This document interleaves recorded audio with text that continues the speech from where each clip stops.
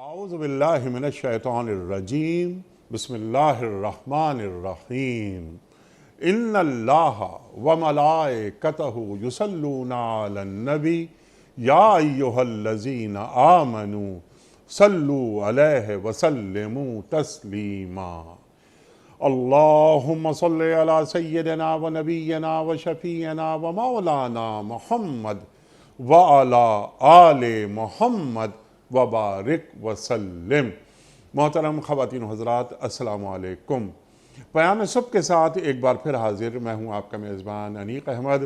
پیر، منگل، بدھ اور جمعرات ان 4 دنوں میں ہم قرآن کریم کی مختلف آیات پر اپنے عہد کے جید علماء سے سیکھتے ہیں، لیکن جمعہ اور ہفتہ ان 2 دنوں میں ہم آپ کی جانب سے آئے ہوئے سوالات اپنے وطن عزیز کے ایک ممتاز مفتی صاحب کی خدمت میں پیش کرتے ہیں اور ان سے حاصل کرتے ہیں اپنے پوچھے گئے سوالوں کے شافی جوابات قرآن و سنت کی روشنی میں۔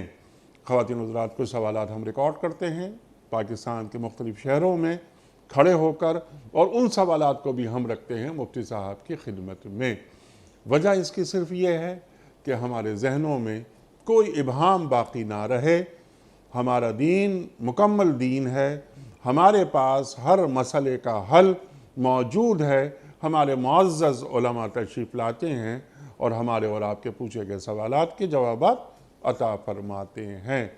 آج کے ہمارے معزز مہمان محترم مفتی منیب الرحمان صاحب۔ خواتین و حضرات، مفتی منیب الرحمان صاحب کون آپ سے واقف نہیں، ہمارے ملک کا مقبول اور محبوب نام مفتی منیب الرحمان۔ مفتی صاحب کو خوش آمدید کہتے ہوئے پروگرام کا آغاز اللہ تعالیٰ کے بابرکت نام سے سورہ ملک اور آیات 1 اور 2۔ اعوذ باللہ من الشیطان الرجیم، بسم اللہ الرحمن الرحیم۔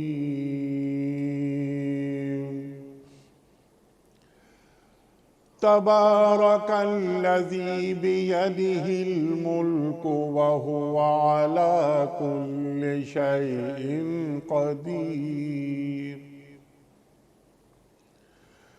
الذی خلق الموت والحیاة لیبلوکم ایکم احسن عملا وَهُوَ الْعَزِيزُ الْغَفُورُ۔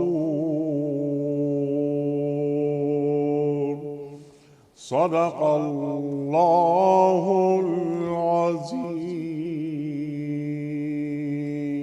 سورہ ملک آیات 1 اور 2 ترجمہ پیش خدمت ہے کہ نہایت بزرگ و برتر ہے وہ جس کے ہاتھ میں کائنات کی سلطنت ہے اور وہ ہر چیز پر قدرت رکھتا ہے، جس نے موت اور زندگی کو ایجاد کیا تاکہ تم لوگوں کو آزما کر دیکھے تم میں سے کون بہتر عمل کرنے والا ہے، اور وہ زبردست بھی ہے اور درگزر فرمانے والا بھی۔ صدق اللہ العظیم۔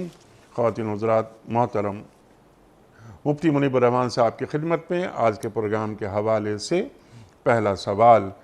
مفتی صاحب، سوال پہلا ہے یہ مولانا قاری محمد زمان چشتی صاحب کا۔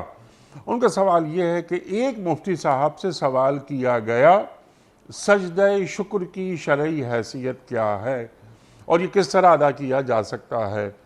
مفتی صاحب نے جواب میں لکھا، سجدہ شکر اکیلا نہیں ہوتا کیونکہ اکیلا سجدہ کوئی عبادت نہیں ہے۔ ہاں، شکرانے کے نوافل کے سجدوں کو سجدہ شکر کہا جاتا ہے۔ آیا یہ بات درست ہے کہ سجدہ شکر اکیلے نہیں کیا جا سکتا اور صرف نوافل کے ضمن میں ادا کیا جاتا ہے؟ ارشاد۔ بسم اللہ الرحمن الرحیم، نحمدہ ونصلی ونسلم علی رسولہ الکریم سیدنا و مولانا محمد صلی اللہ وعلی علیہ وسلم۔ آلہ وصحبہ اجمعین۔ انیق احمد صاحب، متعدد احادیث مبارکہ میں سجدہ شکر کا ذکر موجود ہے۔ مراسیل ابو داؤد میں، سنن ابن ماجہ کی احادیث نمبر 1391 سے 1394 تک، اور دیگر مقامات پر بھی سجدہ شکر کا ذکر موجود ہے۔ حضرت مالک بن انس بیان کرتے ہیں کہ نبی کریم صلی اللہ علیہ وآلہ وسلم کو جب کوئی اچھی خبر ملتی تو فخر ساجدہ، آپ سجدے میں چلے جاتے۔ اللہ اکبر، اللہم صلی۔ اسی طرح سے حضرت ابو بکر صدیق رضی اللہ عنہ کو جب جنگ یمامہ میں فتح کی خبر ملی، جو جھوٹے مدعی نبوت مسیلمہ کذاب کے خلاف تھی، تو آپ اس وقت اللہ کا شکر ادا کرنے کے لیے سجدے میں چلے گئے۔ اسی طرح غزوہ بدر کے موقع پر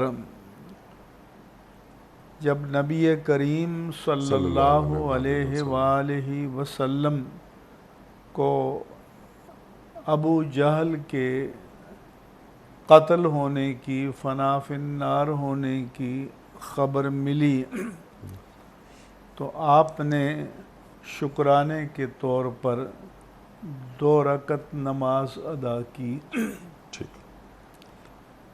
حضرت علی المرتضی رضی اللہ تعالی عنہ وکرم اللہ تعالی وجہہ الکریم امیر المؤمنین کا خوارج سے مقابلہ ہوا، اور خوارج کی لاشوں کا ڈھیر لگ گیا، تو آپ نے فرمایا کہ اس میں ایک شخص مخدج الید ہے، اس کی لاش کو تلاش کرو۔ مخدج الید کے معنی کہ اس کے ہاتھ عورت کے پستان کی طرح ہیں، اور بلی کے مونچھوں کی طرح اس پر بال ہیں، ہاتھ ٹوٹا، یا اس طرح کے الفاظ بھی اردو میں استعمال ہوتے ہیں۔ تو اس نے آ کر بتایا کہ لاش نہیں ملی۔ آپ نے پھر فرمایا کہ تلاش کرو، پھر آ کر بتایا کہ نہیں ملی۔ پھر آپ جلال میں آئے، فرمایا کہ واللہ ما کذبت ولا کذبت، اللہ کی قسم نہ میں نے کبھی جھوٹ بولا ہے، نہ مجھے جھٹلایا گیا ہے، تلاش کرو۔ پھر اس شخص مخدج الید کی لاش مل گئی، تو پھر آپ اس پر اللہ تعالیٰ کے حضور سجدہ شکر بجا لائے۔ تو سجدہ یہ ہے کہ اللہ اکبر کہہ کر سجدے میں چلے جائیں، تسبیحات پڑھیں، اور پھر اللہ اکبر کہہ کر اٹھ جائیں۔ نماز شکرانہ یہ ہے کہ 2 رکعت نماز کی نیت کر لیں، اور وہ پوری نماز شکرانہ ہو جائے گی، اللہ کی نعمت کا تشکر ہو جائے گا، اور اسی کے سجدے شکر ہو جائیں گے۔ الغرض دونوں صورتیں ثابت ہیں، جائز ہیں، کہ ڈائریکٹ اللہ کی نعمت پر شکر ادا کرنے کے لیے سجدے میں چلا جائے، اور یا یہ ہے کہ 2 رکعت نماز شکرانہ ادا کر لے۔ اس حوالے سے دونوں صورتیں جائز ہیں، البتہ فقہائے کرام نے، علامہ علاء الدین حصکفی نے در المختار میں اور علامہ ابن عابدین شامی نے اس کی شرح رد المختار میں لکھا کہ فرض نماز کے بعد متصلاً سجدہ شکر ادا نہ کرے، کیونکہ جو لوگ صاحب علم نہیں ہیں، جاہل ہیں، وہ کہیں اسے نماز کے متصلاً واجب یا سنت نہ سمجھ لیں، کیونکہ ایک ایسی عبادت کو جو مستحب ہے تو اس کو واجب یا سنت قرار دینا یہ جائز نہیں، مکروہ ہے۔ ٹھیک، تو اس لیے اگر نماز کے بعد کرنا ہے تو نماز سے سلام پھیر کر وقفہ کر لے تاکہ پتہ چل جائے کہ نماز مکمل ہوگی، فارغ ہو گیا، ٹھیک، اور پھر الگ سے سجدہ شکر ادا کرے تو تب بھی ادا ہو جائے گا۔ ٹھیک، تو جواب کا خلاصہ یہ ہے کہ کسی غیر معمولی نعمت کے ملنے پر اللہ تعالیٰ سے کوئی غیر معمولی نعمت عطا ہونے پر یا کسی مشکل اور مصیبت کے ٹلنے پر کوئی چاہے تو سجدہ شکر ادا کر سکتا ہے، اور رسول اللہ صلی اللہ علیہ وآلہ وسلم اور صحابہ کرام سے یہ ثابت ہے، اور کوئی چاہے تو دوگانہ نماز شکرانہ ادا کر دے، وہ بھی درست ہے، وہ بھی درست ہے۔ سبحان اللہ، سبحان اللہ، سجدہ شکر بھی درست ہے اور دوگانہ شکرانے کے نوافل وہ بھی درست ہیں۔ یہ سوال ہے مولانا غلام مرتضیٰ صاحب، اچھا علماء کے سوالات آ رہے ہیں۔ مفتی صاحب سوال یہ ہے کہ عورتیں نماز کے دوران رکوع، سجود اور قعدہ مردوں کی طرح ادا کریں گی یا عورتوں کے طریقہ ادا میں فرق ہے؟ آج کل سوشل میڈیا پر ہر طرح کے لوگ مذہبی مسائل بیان کرتے ہیں اور اس سے سادہ لوح مسلمانوں کے ذہنوں میں اشکالات پیدا ہو جاتے ہیں اور وہ تردد میں مبتلا ہو جاتے ہیں۔ ارشاد۔ بعض میڈیا پر جو اسکالر آتے ہیں وہ بیان کرتے ہیں کہ عورت کی نماز مرد کی نماز کی طرح ہے، لیکن مصنف ابن ابی شیبہ میں کئی ایسی احادیث ہیں کہ حضور تشریف لے جا رہے تھے، دو عورتیں نماز پڑھ رہی تھیں، تو آپ نے فرمایا کہ تم سجدے میں جاؤ تو سمٹ کر نماز پڑھو۔ پھر مصنف ابن ابی شیبہ میں کئی حدیثیں ہیں، ان کی روشنی میں فقہائے کرام نے فرمایا کہ خاتون سجدے میں جائے تو مرد کا تو یہ ہے کہ انگلیاں کھلی رکھے، گھٹنے کو مضبوطی سے پکڑے، اس پر وزن ڈالے حالت رکوع میں، اور پشت اس کی بالکل سیدھی ہونی چاہیے، لیکن عورت صدمے رکوع میں جائے تو بس اتنی جھکے کہ انگلیاں کھولے بغیر اس کے گھٹنوں تک ہاتھ پہنچ جائیں۔ اسی طرح سے جب وہ سجدہ کرے تو مرد کے لیے تو یہ ہے کہ اس کی ہتھیلی زمین پر ہو اور وہ جو بازو ہیں وہ اٹھے ہوئے ہوں، سینہ ران سے ملا ہوا نہ ہو۔ بعض روایات میں ہے کہ نبی کریم صلی اللہ علیہ وآلہ وسلم اس طرح کھلے انداز میں سجدہ کرتے کہ اگر بکری کا بچہ بیچ میں سے گزر سکتا تو گزر سکتا تھا، لیکن اگر عورت سجدہ کرے تو وہ ایک تو یہ ہے کہ پیٹ کو رانوں سے ملا لے اور بازوؤں کو اس طرح نہ پھیلائے، پورے بازو زمین پر رکھے، جب بیٹھے تحیات میں تو اپنے بائیں کولے پر بیٹھ کر دونوں پاؤں دائیں جانب کر لے، یا پھر جس طرح اس کے لیے آسان ہو۔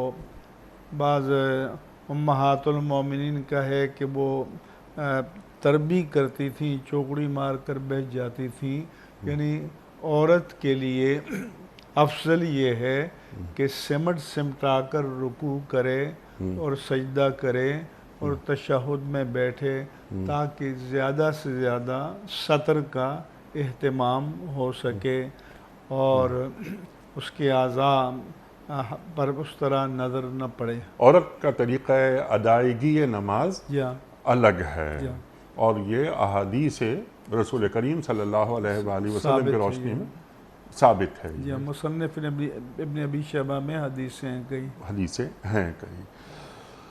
اچھا، ایک اور سوال ہے یہ مفتی ابو بکر صدیق صاحب کا گجرانوالہ سے۔ ان کا سوال یہ ہے کہ مفتی صاحب، معراج النبی صلی اللہ علیہ وآلہ وسلم کی بابت ایک مسلم اسکالر نے لکھا ہے، اگر یہ واقعہ احادیث سے ثابت ہو اور وہ احادیث صحت حدیث کو جانچنے کے لیے جرح و تعدیل کے معیار پر صحیح بھی قرار پاتی ہوں تو انہیں رد کر دیا جائے گا اور کہا جائے گا یہ قانون فطرت کے خلاف ہے اور قوانین فطرت اٹل ہیں۔ قرآن و حدیث کی روشنی میں اس کی بابت رہنمائی فرمائیے، ارشاد۔ انیق احمد صاحب، یہ جو سوال ہے یہ معراج جسمانی کے حوالے سے ہے، کیونکہ جو جسمانی معراج کے خلاف ہیں تو وہ اسے ایک رویا یا خواب پر تعبیر کرتے ہیں۔ ظاہر ہے کہ جب رسول اللہ صلی اللہ علیہ وآلہ وسلم نے اپنی قوم کے سامنے، کفار مکہ کے سامنے معراج کا دعویٰ کیا، اور جس کا پہلے حصے کا بیان تو قرآن میں صراحت کے ساتھ ہے کہ سبحان الذی اسری بعبدہ لیلا من المسجد الحرام الی المسجد الاقصی، کہ بے عیب ہے وہ ذات جس نے سیر کرائی اپنے عبد مقرب و محبوب کو، اپنے خاص بندے کو، مسجد حرام سے مسجد اقصی تک، الذی بارکنا حولہ، جس کے ماحول کو ہم نے برکتوں سے معمور فرمایا ہے، لنریہ من آیاتنا، تاکہ ہم انہیں اپنی نشانیاں دکھلائیں، انہ هو السمیع البصیر، بے شک وہ خوب سننے والا اور خوب دیکھنے والا ہے۔ پھر سورۃ النجم کی ابتدائی 18 آیات میں معراج کا بیان ہے، اشارات میں، کنایات میں، جو مسجد اقصی سے آسمانوں تک، اس سے آگے سدرہ تک اور ماوراء تک آپ تشریف لے گئے۔ 30 صحابہ کرام سے واقع معراج ثابت ہے۔ جو اسکالر، جس میں سر سید احمد خان صاحب اور غلام احمد پرویز اور آج بھی جو ماڈرن قسم کے متجدد اسکالر ہیں، تو وہ معراج جسمانی کا انکار کرتے ہیں۔ سر سید احمد خان صاحب نے اس کی بنیاد یہ اس پر قائم کی کہ جو لاز آف نیچر ہیں یا قوانین فطرت ہیں جن کے تحت یہ نظام کائنات چل رہا ہے، جسے ہم سبب اور مسبب، علت اور معلول یا انگریزی میں کاز اینڈ ایفیکٹ سے تعبیر کرتے ہیں، اس کو وائلیٹ نہیں کیا جا سکتا۔ یہ اٹل ہیں، غیر متبدل ہیں، ناقابل تبدیل ہیں۔ ان کے نزدیک معراج جسمانی کا جو دعویٰ ہے یا معجزہ ہے تو وہ قوانین فطرت کے خلاف ہے، لہذا انہوں نے لکھا کہ اگر احادیث سے ثابت بھی ہو اور جو صحت روایت حدیث کے معیارات ہیں ان کے مطابق وہ حدیث صحیح بھی ہو تو ہم اس کو رد کر دیں گے اور کہہ دیں گے کہ راوی کو سمجھنے میں غلطی ہو گئی۔ تو اس سے پہلے معجزے کو اور اس کی حقیقت کو سمجھنا ضروری ہے۔ معجزے کے معنی ہیں کہ مدعی نبوت کے ہاتھ پر یا ان کی ذات سے کسی ایسے فعل کا صادر ہونا کہ جس کی نظیر پیش کرنے سے لوگ عاجز آ جائیں۔ معجزہ عقلاً ناممکن نہیں ہوتا، عادتاً جو روٹین ہے جو اس نظام کائنات میں سبب اور مسبب کے تانے بانے ہیں یہ اس کے برعکس ہوتا ہے۔ قرآن مجید میں معجزے کا لفظ نہیں آیا، احادیث میں عنوان کتاب المعجزات آیا، قرآن مجید میں معجزے کے لیے آیت کا کلمہ آیا، جیسے فرمایا وَلَقَدْ آتَيْنَا مُوسَىٰ 9 آیات بینات کہ موسیٰ علیہ السلام کو ہم نے 9 کھلے معجزات عطا کیے۔ اب جو یہ ہمارے اسکالر انکار کرتے ہیں معراج جسمانی کا، تو ان کے نزدیک یہ چونکہ جو قانون فطرت ہے، جو روٹین ہے، جو پریکٹس ہے، جو نظام ہے، جیسے ہم پتھر پھینکیں تو وہ ہوا میں معلق نہیں رہے گا، نیچے آ جائے گا، کہ جیسے ہوائی جہاز یا خلائی جہاز کے ذریعے انسان کا فضا میں اڑنا تو اسباب کے تحت ہے، لیکن ایک انسان اس جسم کے ساتھ فضا میں اڑتا چلا جائے یہ روٹین کے خلاف ہے یا عادت کے خلاف ہے یا قانون فطرت کے خلاف ہے، لہذا یہ مانا نہیں جا سکتا۔ ہم کہتے ہیں کہ یہ جو قوانین فطرت ہیں یہ کائنات پر حاکم ہیں اور کائنات میں مؤثر ہیں، لیکن یہ قوانین فاطر پر یعنی پیدا کرنے والے پر حاکم نہیں ہیں۔ جس اللہ تعالیٰ نے اس کائنات کو چلانے کے لیے اسباب اور مسبب کا ایک نظام قائم کیا تو یہ قانون اس کائنات کے معاملات پر تو حاکم ہے لیکن اللہ کی قدرت پر نہیں ہے۔ اس کی مثال یوں سمجھ لیجئے کہ سنت الہیہ جاریہ مستمرہ یہ ہے کہ مرد و زن کے تعلق سے اولاد پیدا ہوتی ہے، نسل انسانی پیدا ہوتی ہے۔ حیوانات میں مادہ و نر کے تعلق سے ان کی اولاد یا نسل پیدا ہوتی ہے، بلکہ اب تو ماہرین یہ بھی کہتے ہیں کہ یہ نر مادہ کا تصور اشجار میں بھی موجود ہے۔ یہ جو پپیتے کا درخت ہوتا ہے اگر اس کے باغ میں جائیں مثلا 100 درخت ہیں ان پر پھل ہے لیکن 1 یا 2 ایسے ہوں گے جن پر پھل نہیں ہوگا، وہ کہتے ہیں کہ یہ نر ہے اور اس کی تاثیر سے دوسرے درختوں میں پھل پیدا ہوتا ہے۔ تو ہم کہتے ہیں کہ یہ قانون بنانے والے یا نظام کائنات بنانے والے یا خالق کائنات پر حاکم نہیں ہیں۔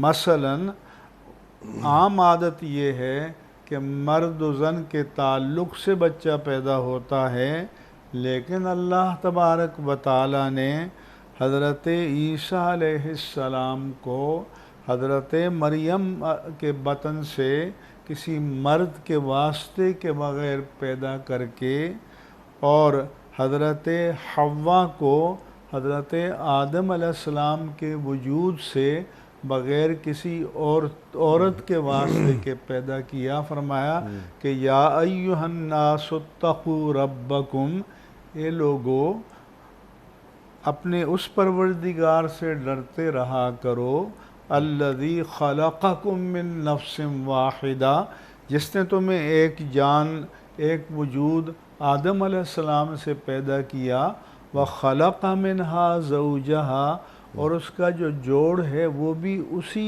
ایک نفس سے، ایک وجود سے پیدا کیا۔ ٹھیک، ہمارے اردو میں زوجہ بیوی کو کہتے ہیں، لیکن عربی میں زوج کامن جنڈر ہے، مرد بیوی کا زوج ہے، بیوی عورت کی مرد کی زوج ہے، دونوں مل کر ایک کپل بنتے ہیں، ایک جوڑا بنتے ہیں۔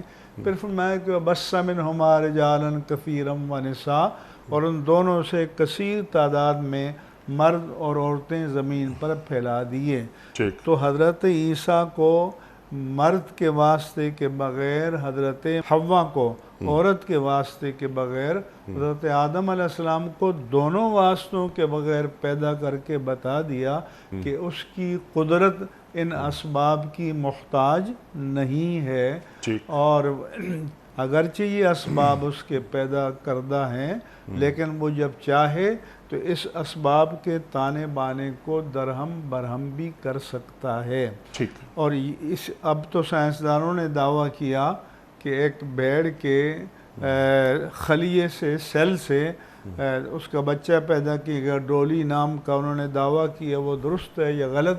لیکن یہ تو قرآن نے بتایا، اور 1450 سال پہلے بتا دیا کہ آدم علیہ السلام کے وجود سے اللہ نے ان کا جوڑا یعنی حضرت حوا کو پیدا کیا۔ تو جس طرح تخلیق میں اللہ تبارک و تعالیٰ کی سنت یہ ہے کہ اسباب کے تابع ہے، لیکن اس کی قدرت اسباب کی محتاج نہیں ہے، اسی طرح سے دیگر معجزات کی طرح معراج جسمانی بھی ہے کہ اللہ تعالیٰ چاہے تو اسباب کے تانے کو درہم برہم کر کے اپنے حبیب مکرم صلی اللہ علیہ وآلہ وسلم کو اس نے مسجد حرام سے مسجد اقصی لے گیا، وہاں سے آسمانوں پر لے گیا، عرش پر لے گیا، سدرہ پر لے گیا، ماورا لے گیا۔ تو اس لیے یہ جو انہوں نے سر سید احمد خان صاحب اور دیگر حضرات نے اصول وضع کیا ہے، یہ قرآن کی روح سے یہ اصول درست نہیں ہے، اور اس کی بنیاد پر معجزات کو رد کرنا یہ کسی بھی صورت میں جائز اور درست نہیں ہے، جبکہ احادیث صحیحہ صریحہ سے اس کی مکمل تفصیلات کتب احادیث میں موجود ہیں۔ ٹھیک ہے مفتی صاحب، یہ تو علماء کے سوالات آئے تو ہم نے شروع میں وہی رکھ دیے، اب کچھ سوالات مزید میں چاہتا ہوں کہ اس سے پہلے کہ ویڈیو کوئسچنز رکھے جائیں آپ کی خدمت میں۔ ہم نجومیوں کو اکثر ہاتھ دکھاتے ہیں اور اپنے بارے میں معلومات کرنا چاہتے ہیں، خاص طور پر مستقبل کے بارے میں جاننا چاہتے ہیں، کیا شریعت اس بات کی اجازت دیتی ہے؟ یہ شائستہ صاحبہ ہیں۔ کوئی دست شناس کو یا جو بھی نجومی کے ہیں ہاتھ دکھا دیتا ہے اور معلومات لیتا ہے، کرنا نہیں چاہیے، لیکن اگر وہ لیتا ہے، جانتا ہے، تو اس پر تو کوئی فتویٰ صادر نہیں ہوگا، لیکن نجومی یا دست شناس یا پامسٹ جو بتائے، اگر کوئی اسے قطعی اور یقینی سمجھتا ہے تو یہ پھر درست نہیں ہے۔ ٹھیک ہے، یہ ہو سکتا ہے کہ چیزوں کو جاننے کا ایک فن ہو، لیکن ان فنون کے نتائج کو ہمیشہ اٹل اور غیر متبدل اور قطعی سمجھنا یہ کسی بھی صورت میں درست نہیں ہے۔ جیسے اخبارات میں ہوتا ہے کہ یہ ہفتہ آپ کا کیسے گزرے گا، فلاں ستارہ فلاں برج میں ہے اور یہ ہے اور وہ ہے، اس کا زوال ہو جائے گا، اس کا عروج ہو جائے گا، تو ان چیزوں پر یقین نہیں رکھنا چاہیے۔ یہ ظنیات ہیں، اور ظنیات میں کبھی صحیح بھی ہو جاتی ہے اور کبھی غلط بھی ہو جاتی ہے، اور یہ جو اللہ پہ توکل اس کے خلاف بھی ہے، اس کے توکل کے خلاف ہے۔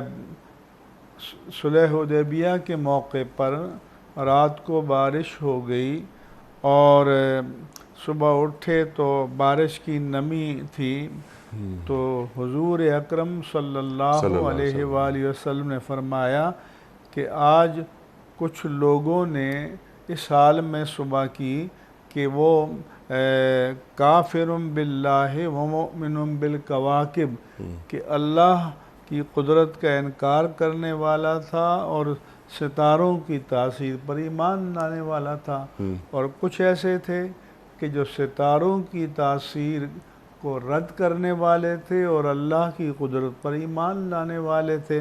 فرمایا کہ من قال مطرنا بنوع کذا و کذا فقد کفر باللہ، جس نے کہا کہ فلاں جانب سے فلاں ستارے کے طلوع ہونے سے ہم پر بارش برسی، تو گویا اس نے اللہ کی قدرت کا انکار کیا۔ اللہ اکبر۔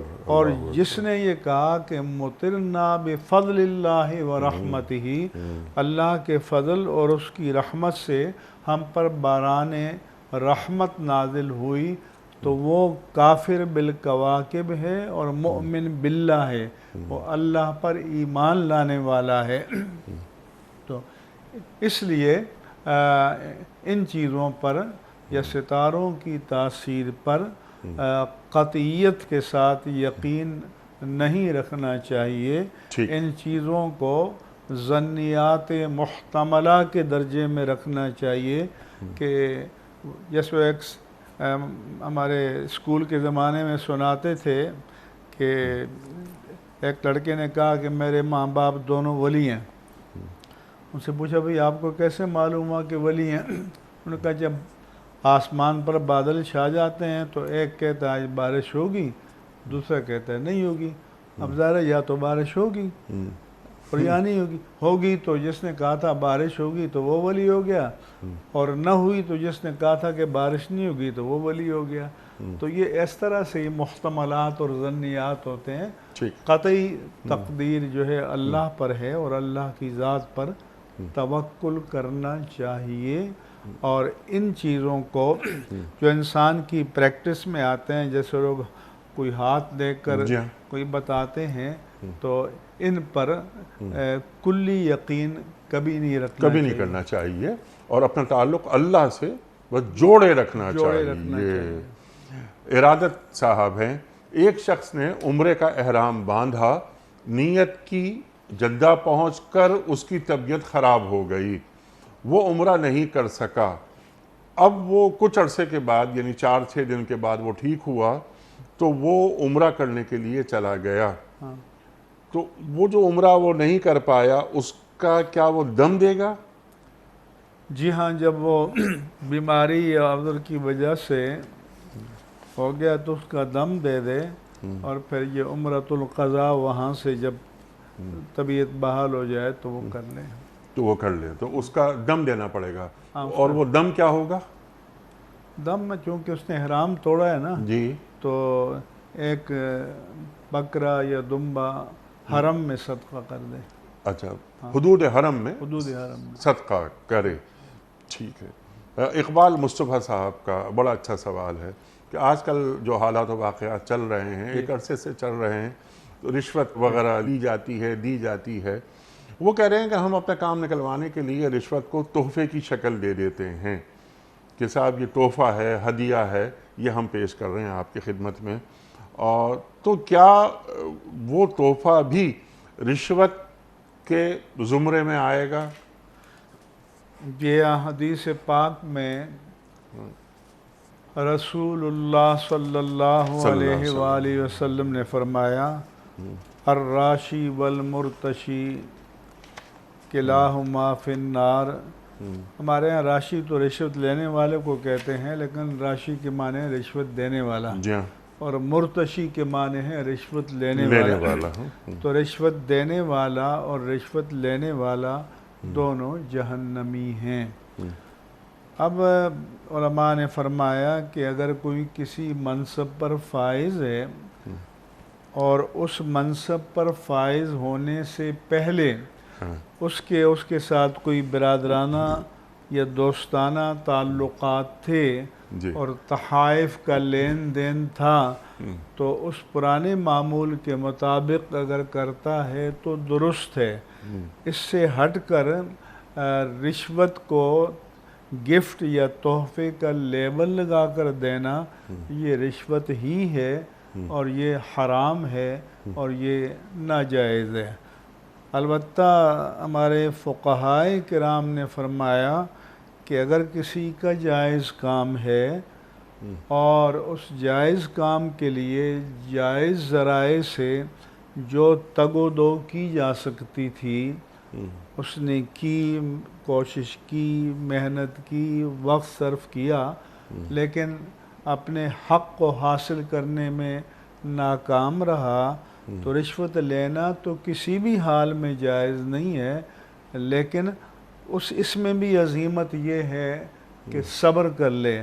لیکن اگر صبر نہیں کر سکتا تو اس انتہائی مجبوری کے عالم میں وہ رشوت دے کر اپنا حق لے لے، اللہ سے توبہ کرے تو اس میں وہ لینے والا گناہگار ہوگا.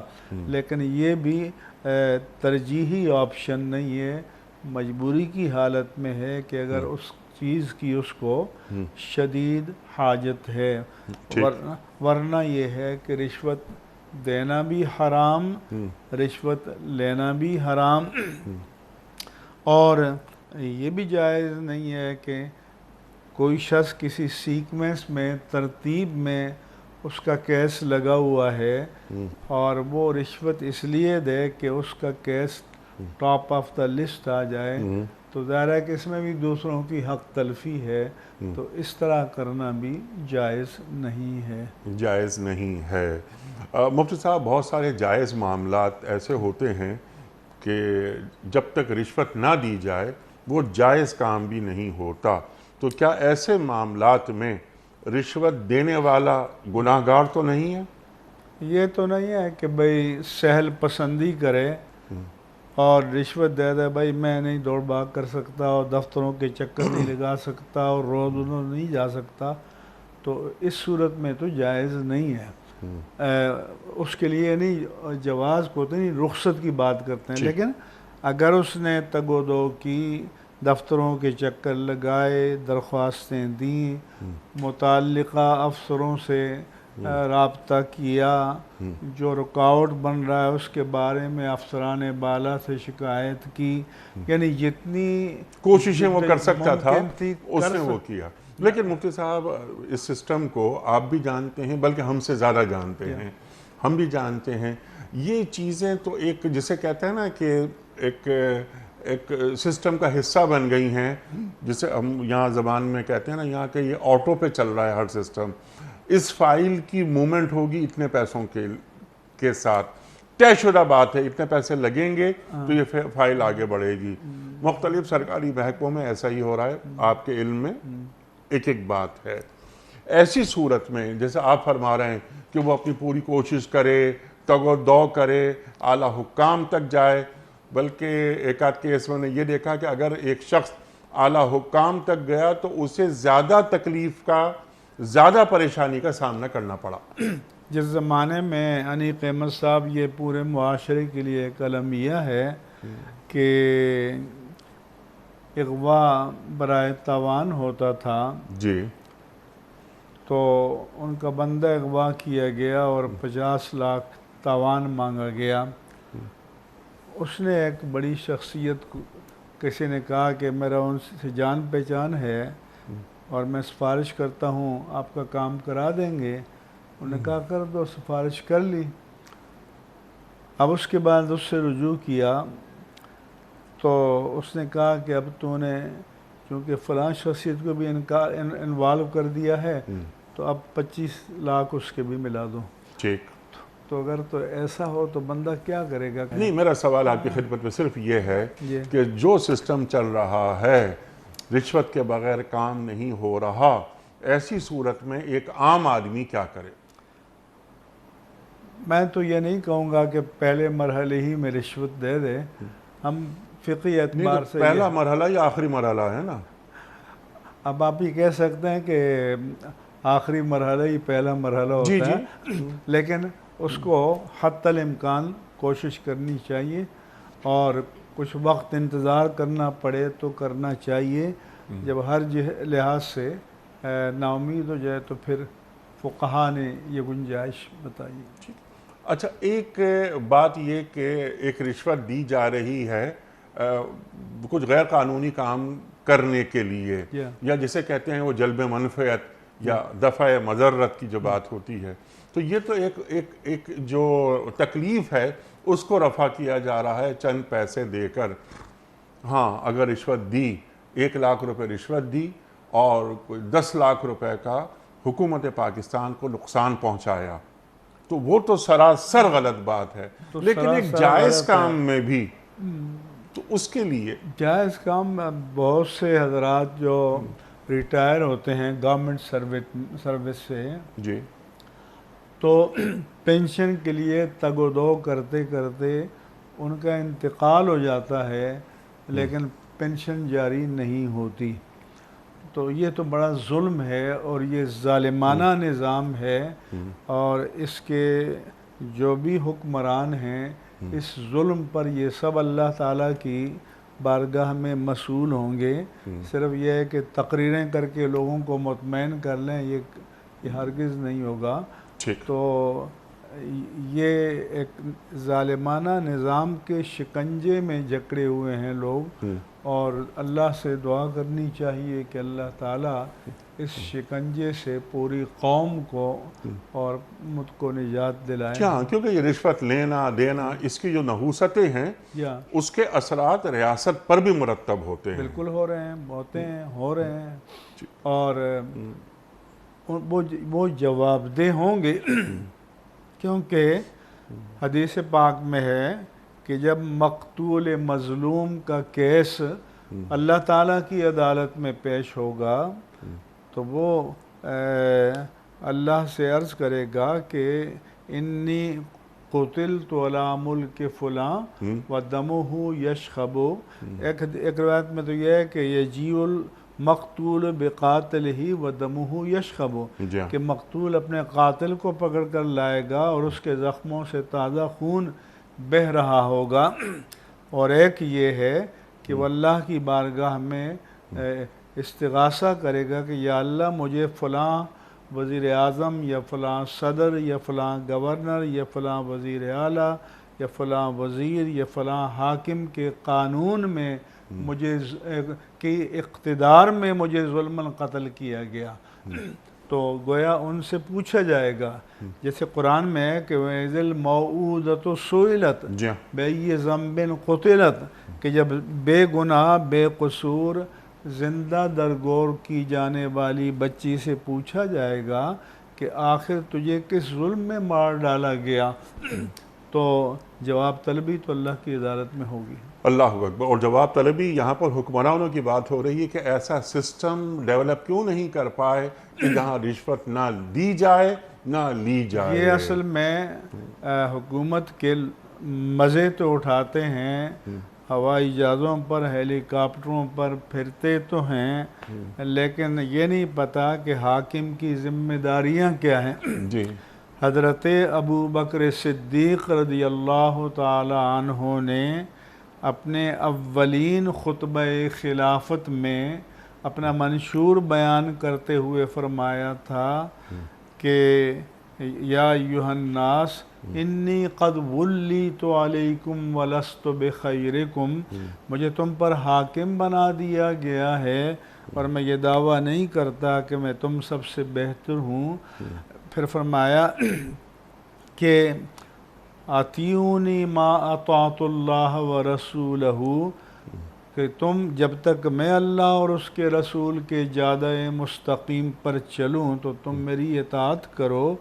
وَإِنْ عَصَيْتُ اللَّهَ وَرَسُولَهُ فَلَا طَاعَةَ لِي عَلَيْكُمْ، اگر میں بفرض محال بالفرض نافرمانی کروں تو تم پر میری اطاعت واجب نہیں ہے. پھر آپ نے فرمایا کہ الصدق امانہ والکذب خیانہ. پر ایک یہ بھی فرمایا کہ ان احسنت فاعینونی، اگر میں ٹھیک ٹھیک چلوں تو تم میری مدد کرو، میرا ہاتھ بٹاؤ. وَإِنْ أَسَأْتُ فَقَوِّمُونِی، اگر میں غلط چلوں تو تم مجھے ٹھیک کر دو.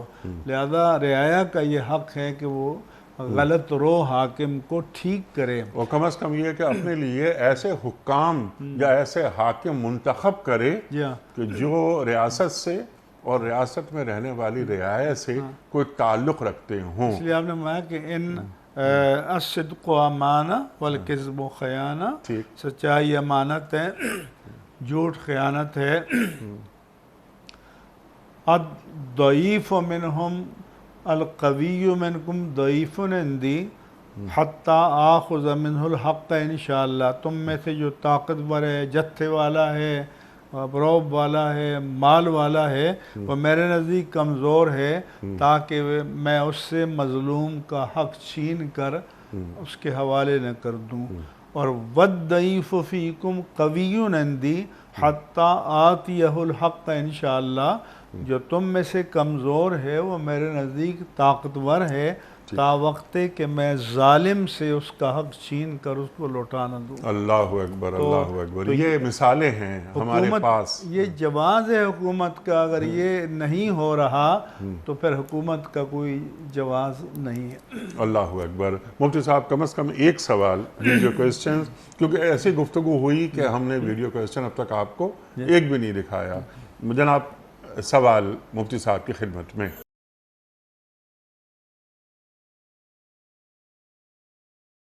السلام علیکم مفتی صاحب. میرا سوال آپ سے یہ ہے کہ ایک انسان کی زندگی میں قسمت کا کتنا عمل دخل ہوتا ہے؟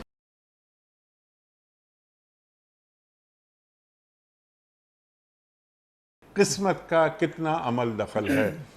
مفتی صاحب لاسٹ 2 منٹس. پہلی بات تو یہ ہے کہ یہ حساس اور نازک سوال ہے. ٹھیک. قسمت کو کی تعبیر اس طرح نہیں کرنی چاہیے کہ چونکہ اللہ نے لکھ دیا ہے اور میں باؤنڈ ہوں اس کے مطابق کرنے کا، تو پھر مجھ سے حساب کتاب کا کیا جواز. کیونکہ اللہ نے کسی کو مجبور نہیں کیا، کسی کو پابند نہیں کیا.